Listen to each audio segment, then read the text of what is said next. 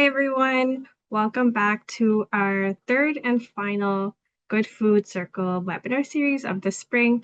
Thank you so much for joining us tonight. My name is Prami Nahar, and I am the Development Officer here at the Stop. Tonight, we're closing out the series by looking at how change happens beyond the plate, focusing on the root causes of food insecurity, chronic income issues, and systematic barriers. Just last year, our community advocacy program, or what we call here CAP, office saw over 1,119 visits from community members seeking guidance. And the team successfully made 261 direct referrals to critical community services. And through our structured clinics, we delivered over 249,000 in tax benefits back to our community members. And joining us tonight, we would like to share exactly how we do this. We have Mariel, our Community Advocacy Senior Coordinator, joining us. Thank you, Mariel, so much for joining us and joining with me to share your work with our Good Food Circle community members. Hi, Promi. Thank you so much for having me on today. I'm very excited to shed some light on what we do in our advocacy program. Awesome. Thank you so much, Mariel. We know that when we recognize that food insecurity is ultimately an income issue and a systematic issue.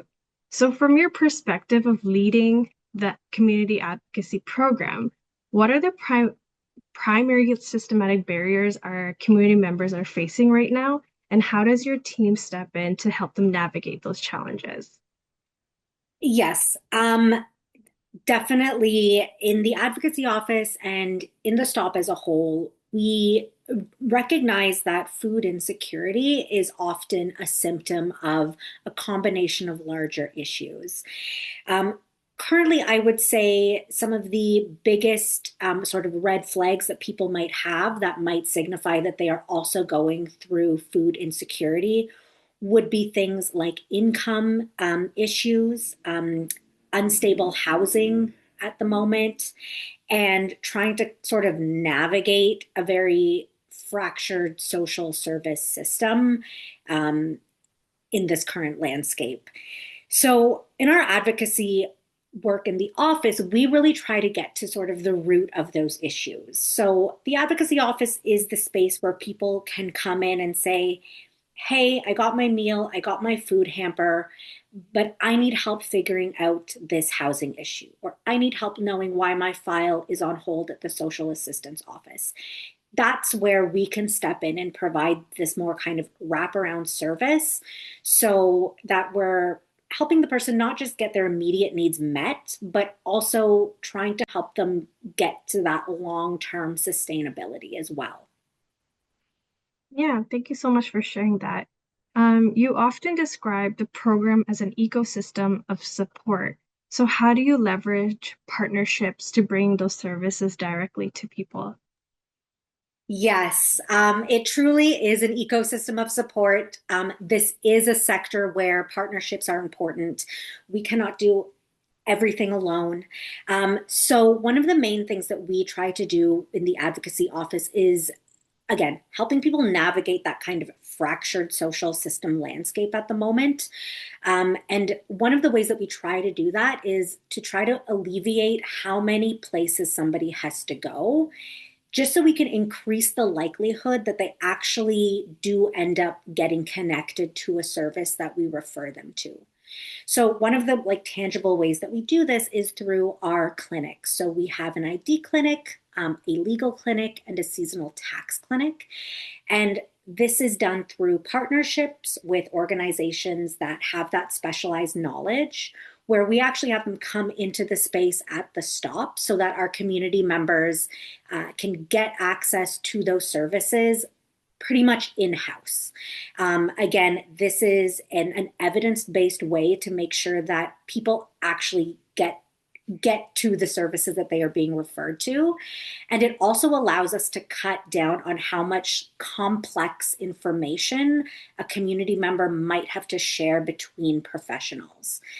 that can often be really difficult to do. So it allows us to be able to formally introduce our community members to other professionals and help them kind of describe the situation, so that they can get the best support possible. Yeah, thank you so much. It makes such a massive difference when people can get access to a space that that already also feels like home, and that's so important to what we do here at the stop. And that pretty much brings me to an incredible initiative that you actually lead, which is Be Your Own Advocacy course, Be Your Own Advocate course. Can you tell us how that is structured and what the community members get out of it? Yes, definitely. This is certainly one of my favorite things to do at work. And this is a very exciting initiative that people are often really excited about, which is great. So, our Be Your Own Advocate program is a 10-week experiential course. So, it's based on sort of experiential education model. And what we do is we usually take about 10 to 12 participants and we run a 10-week intensive advocacy course. So the premise is sort of that, well, we believe here at the Stop that you as a human being have an inherent worth and an inherent right to safety, food, and support. So, what we try to do in the advocacy program is help people try to bridge their lived experience with helping them bring out how they already advocate for themselves. I find that a lot of our community members have extensive experience in navigating the system in different ways that make sense for their life. And what we try to do in the advocacy office is say, hey, maybe you're living your life in a way that isn't quote unquote traditional. And within that, you actually have a lot of experience, a lot of knowledge, and a lot of skills that I can't teach somebody. But what I can do is help a community member understand how those skills might actually be advocacy skills.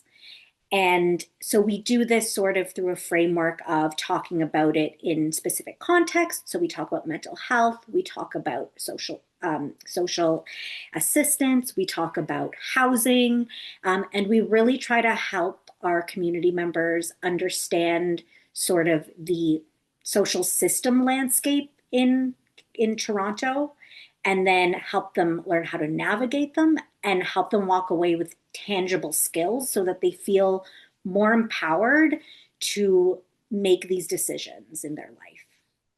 Yeah, thank you so much for sharing that. Something that really sets the Stop apart from other organizations is how deeply we value the lived experiences of our community members. And our Good Food Circle supporters also wonder, how do we ensure our programs remain deeply connected to the people that we serve? So, how do you incorporate and honor that lived experience in both the daily work in the advocacy office and also the structuring the Be Your Own Advocate course? Yes. So again, that lived experience piece is so valuable and so important to us because, again, I just want to reiterate that that's not something that can be taught. So at the Stop and in the advocacy office, we try to stay away from models that reproduce hierarchy or sort of come from like an expert over position. We really value trying to help people in a collaborative based way. And that collaboration from them means that we want to know their lived experience. We want to know what experiences they have had to this date. We want to know what has helped them, what hasn't helped them. That is so important in how we decide how to help somebody navigate the system. We're very aware as social workers that we might have a degree, this person has lived experience in their own life, which is just as valuable and just as valid as our education. So, again, bringing in that lived experience is very important. It helps us build trust. It helps the community member understand that we we really do take seriously their perspectives. Um, and again, and very importantly, it also helps us as the stop get that kind of on the ground information on how policies and these sort of bigger picture things impact somebody's life, somebody's just daily life. So it's very important we incorporate lived experience both in the advocacy office when we're helping people one-on-one and also in our larger work through Be Your Own Advocate. And we use those lived experiences to inform bigger campaigns that we might champion for policy change and that kind of bigger picture stuff as well. Yeah, thank you. I know that your team is deeply embedded into our community. You often see and recognize regular faces in our drop-in space. And when a community member needs help with complex financial, housing, or immigration issues, that requires a different level of understanding. So how do you talk about like your confidential clinic work and why that specific structure is so vital in protecting that person's dignity? Like, can you talk more about that? Yeah, for sure. So, respecting someone's dignity and confidentiality is huge. And I will say, first and foremost, because the stop operates at the bottom of a Toronto housing building. So, we're very cognizant that when perhaps me and you come to work, we're going to work, but for our community members, we're entering into the space that they actually live in every single day. And so that really does need to be treated with the utmost respect because this is their community, this is where they live, and this is the area that they're going to see every single day. So, because of that, on one hand, it makes building rapport really, really easy in the sense that we get to see the same faces a lot and they get to see our faces a lot. So we're able to build that trust. It gets to the point where I get off the bus in the morning and I'm saying hi to community members that I know that are just out for their morning coffee. They're like, "Hey, are you in the office today? I want to come talk to you." And so again, that dignity is really, really, really important because this is, at the end of the day, this is their space. And we want to make sure that because this is their home, that they feel respected, they feel that we are obviously respecting confidentiality. And so, we always say, like, when you come into the advocacy office, everything stays in these four walls, and we are here to help you and, you know, know that we're keeping everything confidential. Yeah, thank you so much for sharing that. I know that systematic advocacy can be slow and difficult work, and it doesn't always have the immediate visual, like handing out a food hamper, but it is the critical work that is required into breaking the circle of poverty. So, to wrap up our chat, Mariel, when you look at the people coming through the advocacy program, what does long-term success look like to you, and how do we move from emergency relief to lasting change?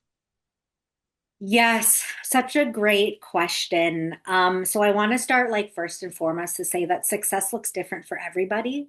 We all have different skills and abilities, and so first off, what is successful will differentiate between people.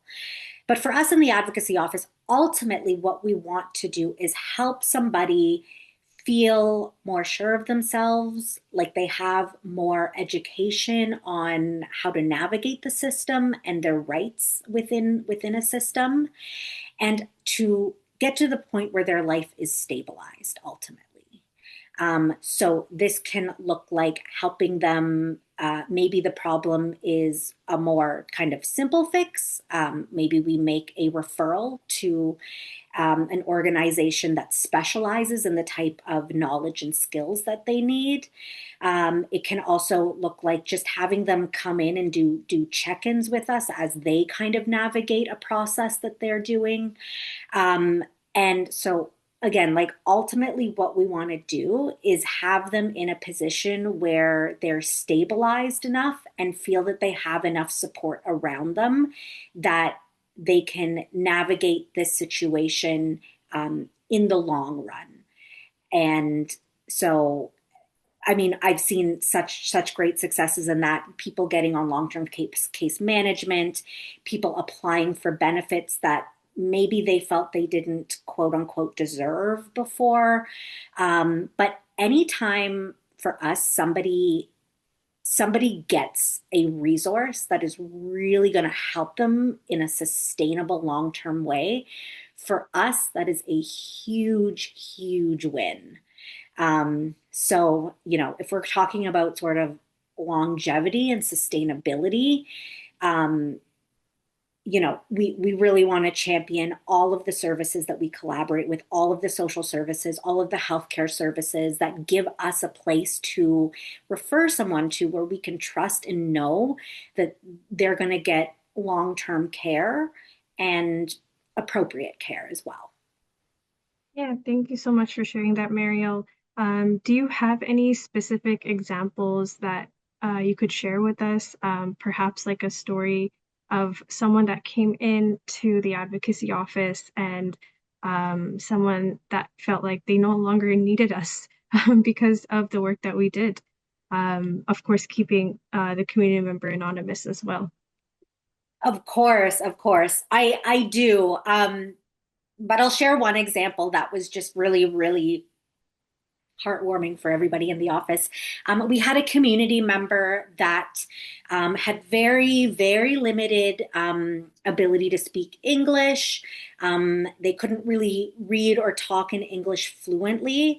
And they also they were having income issues because they were at the age where they should be transferred onto what we call here in Canada old age security. And they had been getting letters telling them that they needed to apply, but again, they didn't understand those letters. And to kind of complicate matters, they were also had an accident. They were in the hospital for a long time, so they also missed a lot of those letters as well. And it got to the point where they were about a year behind when this application had to go in, and it was starting to affect their income. So at the office, we worked intensively with them for about 2 months. This involved calling Service Ontario about 3 times a week with them for about 6 weeks, explaining the situation, escalating the situation every time. The other thing, too, is for a lot of these services, sometimes the process is just having to call back once every few days and flag things and escalate them, which can be very difficult again if you don't have reliable access to technology and if you have a language barrier. So through that work, we were able to escalate the situation enough that it got to a high enough level where they were able to expedite the review of this application. And so 6 months later, sorry, not 6 months, 6 weeks later, we got the really great news that their application was not only expedited, it was approved.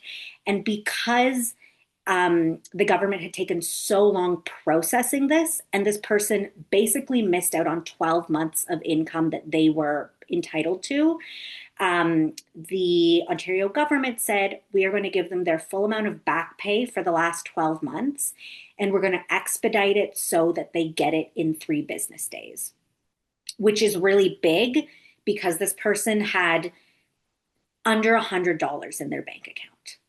And they were able to get that back pay for 12 months in their bank account within 3 business days.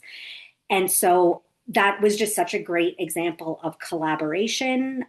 The agent even told me, they were like, we're going to be transferring them a big sum of money. Sometimes the banks flag that and will hold that. So I recommend your client goes to the bank and lets them know. So we even typed up a letter for them on our letterhead explaining the situation. Because again, there's a language barrier that they could take to their bank teller so that we could ensure that there was no hold on their money either.